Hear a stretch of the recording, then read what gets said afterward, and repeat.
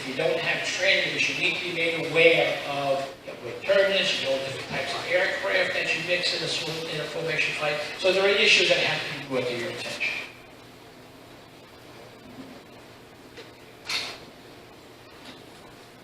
GA annual fuel consumption. 2010, 2011, 12, 13, 14, 15. Do we see anything really going up? No. We do see the accident rate on this way up. Flight hours are decreasing. Don't know what that's going on. Some more. Failure to maintain airspeed. Again, give that gentleman another donut. There's a problem. Trying to kill me. What? Trying to kill me. Have a bagel is better. So anyway, failure to maintain airspeed, situational awareness, pre-flight planning, intentional disregard. You know what that really boils down to? Oh, Chuck Yeager. Ain't nothing that Mr. Munson can teach me that I don't already know. You guys know that Yeager crashed 3 times. It happened to him, you know, darn well, it happened to you, so you gotta be aware. Let's get back to the top. Failure to maintain airspeed. Each aircraft has a profile. You start off with your VY, is the way of building it, plus 10 if you have any flaps. And if you have retractable gear, plus 10. And then you put 10 knots on top of that for clean. Now, I'm a big advocate of flying VY and 10 on an arrival or an approach, and it gives me energy in the event that I have to go around. But if I'm at the VY and I bring the nose up and add that power, I might be losing some speed, whereas if I have that extra 10 knots and I bring that nose up, not to see 10 degrees on little airplanes, and the 7.2 is 15, and 7.5 is about the same thing. Anyway, the bottom line was, we have that extra 10 knots, which is used to get that airplane up. It separates us from the dirt. It's a beautiful thing. If you're clean, you put flaps down, you lose 10 knots. Gear down, 10 knots, put you that VY and 10 for the arrival. That is a concept of building a profile to save energy. Situational awareness. The right button over here. Situational awareness. Where are you in your flight? Are we just taking off? What's a good take-off roll? Just lift it off. Right? Initial climb, en route, descent, joining the traffic pattern, downwind, base to final turn. Base to final turn is dead man's turn. In the IPC course, we teach the circle to land maneuver is mandated by now they have the instrument ACS, Airman Certification Standard. Now for an IPC check, it is mandatory that you do a circle to land in the airplane, not in an advanced train device. We can do a lot of the other approaches in there, but there are required approaches that we will do in the aircraft as well. One of them is a mandated circle to land. A circle to land arrival on instruments is the most demanding you can ever imagine. You cannot bust your NDA minimum descent altitude. You are not to exceed a 15-degree bank attitude, and you are not to fly through the final course of the landing runway, and there's also a limit of how low you will go on that base to final turn. How many of you are aware of the 3-to-1 ratio for an ILS or any approach angle over the obstacle clearance plane? Well, that's a lot of big words. No, the man back there who likes to eat bagels and donuts for straight his hand. Right? So what does that 3-to-1 mean to you? That it means for every 3 foot of forward, we're going 1 foot down. So, and the other way is saying is that for every mile out, you're 300 feet above the touchdown zone. Works. Yeah. So we have a touchdown zone out of here of 99 feet, we'll make it 100. So the lowest you'll ever be is 400 feet on a 1 mile final to a runway. Here. But if you go out to Denver, taking a 5,000 foot, where are you going to be? 5,300 feet. Right? Again, that sets you up, and you will always roll out on the VASI or the PAPI all the time on purpose, because it's designed. And guess what? If you do it at your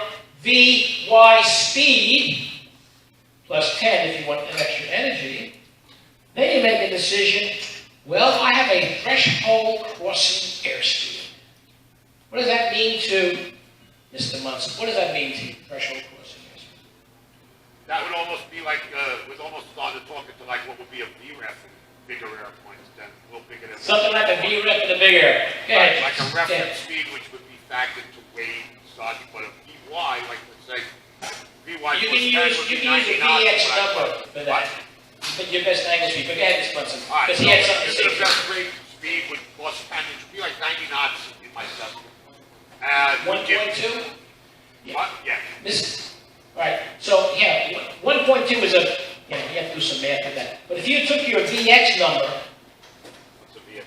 your best angle, and use that as a threshold crossing speed, based on weight, if you're heavy, yeah, if you're a little bit lighter, you come in a little bit slower. The thing is, you do not vacate your VY with energy extra speed until you make that decision to land.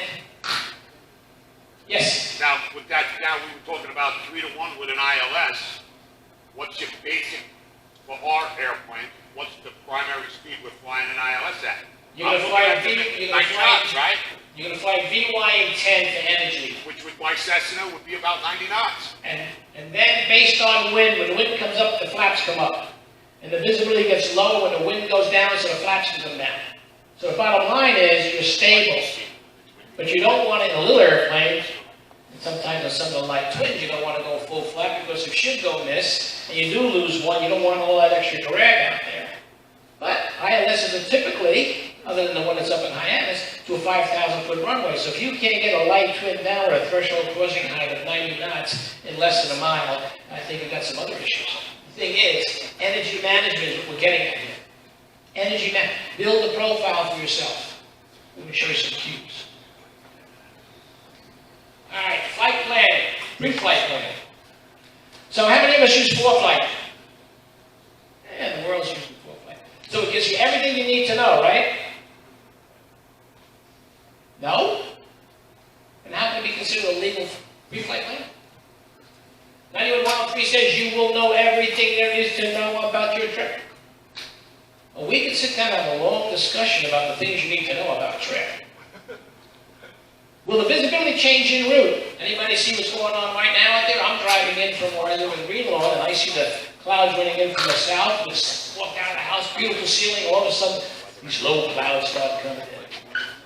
I handled a gentleman who took off out of Beta Field out of Atlantic City. No sooner did he get airborne, he had to fly over the water down the Jersey coast around Kennedy at about 500 feet. Not an issue with radio. Air traffic control gave him a special VFR in key airspace, which they're not allowed to do. So I had to end up sending the controller back to school with the gentleman. But I don't know if many of you remember on Route 110, there was a golf driving range right across from Farmingdale Airport. They had these big fences up to stop the balls from going out. He flew down beneath those fences, saw the tower, made a hard right turn, almost hit the tower, landed on the it was the Alpha taxiway that runs down parallel to 4. What was this guy? Well, he flew from VFR to immediate IMC conditions. We're going to learn some more about that. Pre-flight planning. There's a lot in there.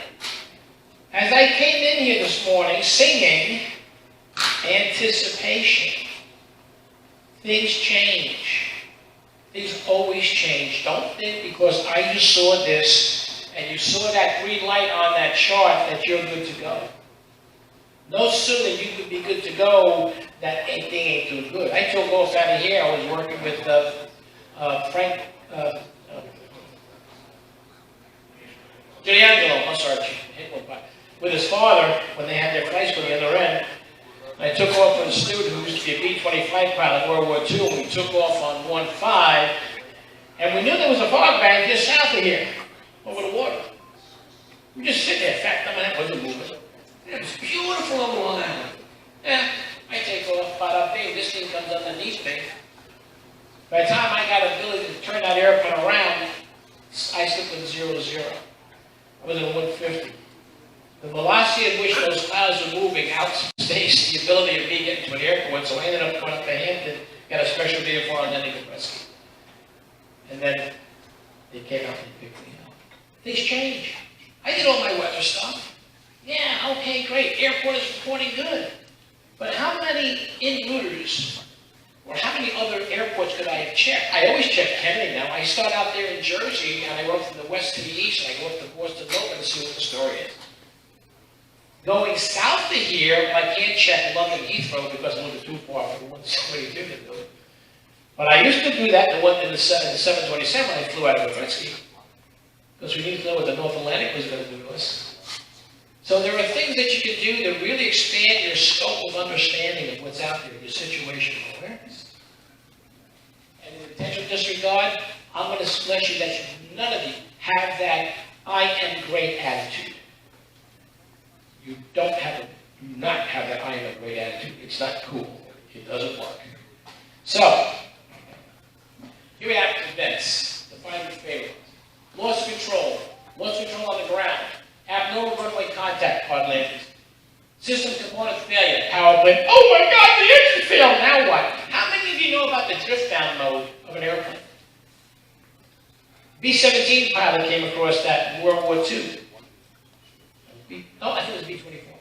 Full flap, full nose up trim, left it alone, it just floats down on itself. I was doing some test flights out of Ben Gurion in Israel. We got a 7.2, and I said, let's try this. Flight idle, flat, nose up, took my hands off everything, and that 727 disappeared.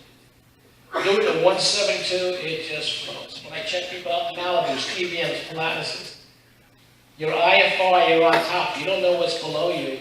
Let's go to best glide speed. Remember something, folks, it's not the crash that'll kill you, it's a sudden stop, and the body can't take more than 25 Gs. Check it out. Candy, Civil Air Medical Institute, FAA. Anyway, if you learn a technique to drift that, because it's not the crash that's going to hurt you, it's going to sudden stop. So you want to touch the ground as slow as you can. But under control. We'll talk some more about that. Maybe you'll take one of our courses here. We'll talk more about it. Control flight of the terrain. That has pretty much gone away. CPIP. Now we have TAS on these airplanes and all the G1000 and all these other units can yell, hey, you got terrain ahead of you. When you see a red, you got 2 seconds to get out of it. So that's a little too short a time. Anyway, that terrain flight, control flight terrain has been going away. Unintended flight at the IMC. We're going to talk a little bit more about that. VFR to IMC. I'm in Washington, the NTSB says, Joe, what's this VA guys going into instrument? I said, there's a pamphlet that the FAA put out in the early 70s about estimating in-flight visibility. There's a handout about that. Now the FAST team, hi, Daddy. There's a FAST team that put it out. All right, it took 1 page of it. It's how you estimate it. I'll show you that. Component failure, fuel management. I handled an accident of a family. 2 babies were killed, the father and the mom. They landed in Pennsylvania, went to get fuel. Man calls back to his daddy. Daddy, they going to charge $1.75 a gallon. No way, that's too much. Go to this other airport. It really ran out of fuel and done. Line ain't cheap. Collision on takeoff or landing. Then I was rumbling incursion, not paying attention, ground vehicles, grass cutting objects. We had one, I'm on the team that does for avoidance of rumbling incursions and also long surface landings now. Where a baggage cart driver was driving the baggage cart, he made a hard turn and the baggage carts went that way, onto the runway, and American Airlines ran them over. Kind of a thing, but hello? Were they really scanning and taking a look at what's going down? Hello, Mr. Jerry. So, we've got collision on takeoff and landing, situational awareness, be alert, be very alert. So what can we do to stop this? Maybe we need to remember, planes upsets are generally induced by a pilot. Lack of awareness in your environment, lack of awareness, factors leading to the stall relative to pitch attitude. All these basic flying elements are totally forgotten. You're not driving the car.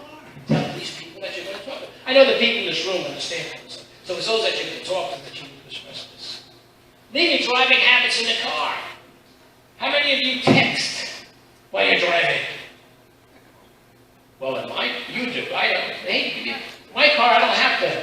I can talk, and the car sends it out to me. Hallelujah. You know? I have a disabled son. I bought him that new thing from Tech, whatever. You stick it in your coffee holder, and it holds itself. I said, you're not allowed to use it. It's there to look at. We'll see how far that goes. Lack of awareness, aerodynamic factors that reduce airspeed. What can reduce your airspeed? Flaps, pitch, if you're configured, landing gear, complex airplane. What happens when you start to bank? You start entering an area where you can't increase the stall speed of the aircraft. What is it? You take your airspeed divided in half plus 10 gives you max bank attitude. Bottom line is this: little airplanes, 15 degrees is standard rating. You go slower than cruise, you're 10. You get up below VY, you're 8, 7, or 6 in bank attitude to get a standard rate turn.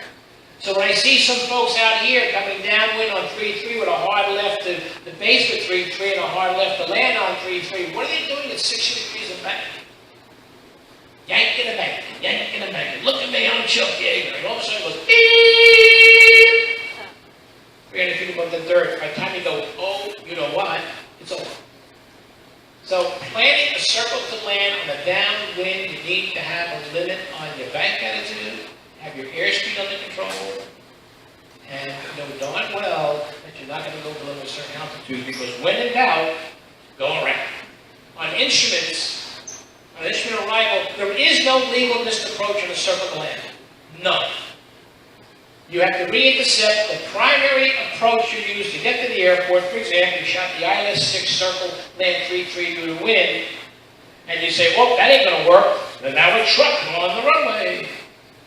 His radio field, whatever you want to press. You're going around. You have to intercept the missed approach for the ILS-6. Or, if the weather is correct, and you tell traffic, tell the tower as you're going around, he may put you in or she may put you in a traffic pattern to do it again. But in instrument conditions, you've got to intercept the missed approach. Lack of skill. Oh my goodness. Can that read me? To respond to the system malfunction of failure that does not distract them from the main focus, flying the airplane. When I first came out of the Air Force, I was working for Beechcraft, delivering brand new Beechcraft airplanes. The V-tail that ends up, the straight tail that ends up, the barren, and then they came out with the pressurized barrel. So this gentleman that we bought a pressurized barrel